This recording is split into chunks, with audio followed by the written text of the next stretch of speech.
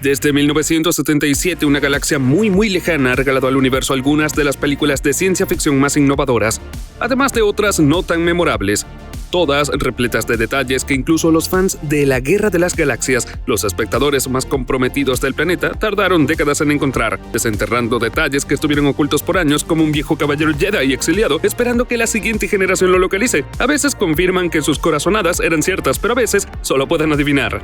El elaborado mundo y la historia que conforman la franquicia, además de sus ya mencionados y entregados fans, la hacen propicia para easter eggs. Es tan influyente que incluso hay easter eggs de la saga en otras películas. En 10 años podríamos seguir hablando de referencias que ninguno ha visto aún en las entregas más recientes de la franquicia.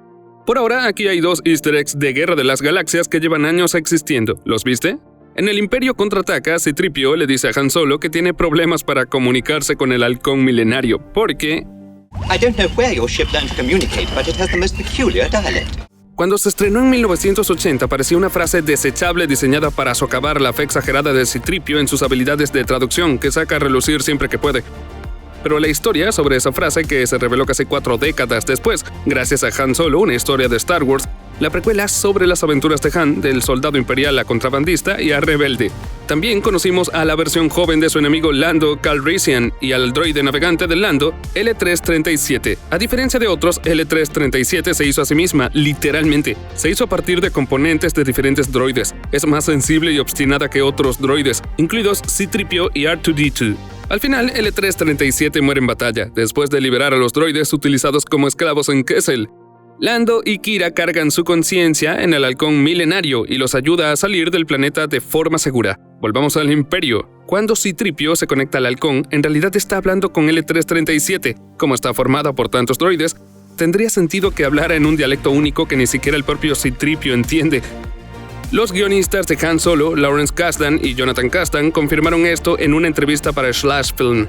Jonathan explicó que querían a L3-37 en la Guerra de las Galaxias original de maneras que los fans no lo notaran, para poder enriquecer tanto el pasado como el presente de la franquicia. Una vez que conoces toda la historia de la saga, entiendes que aunque Yoda parece un pariente lejano de los bichos de Gremlins, en realidad es el alienígena verde de orejas grandes más poderoso de la galaxia. Se te podría perdonar y a Luke Skywalker que cometieras este error basándote en la primera aparición de Yoda en la franquicia en El Imperio contraataca.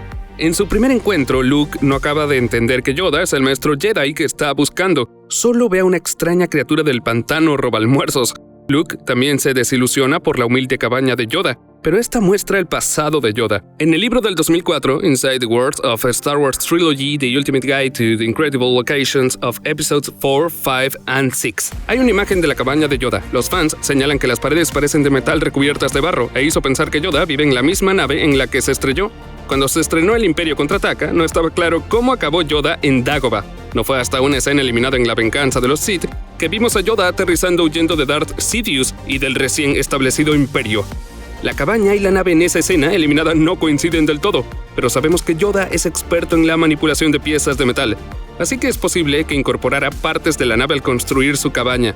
Imaginar al poderoso gran maestro Jedi recuperando parte de su nave de escape para construir una cabaña es un recordatorio de la tragedia de su destino, hasta que llegó el Jedi adecuado para devolverle la esperanza.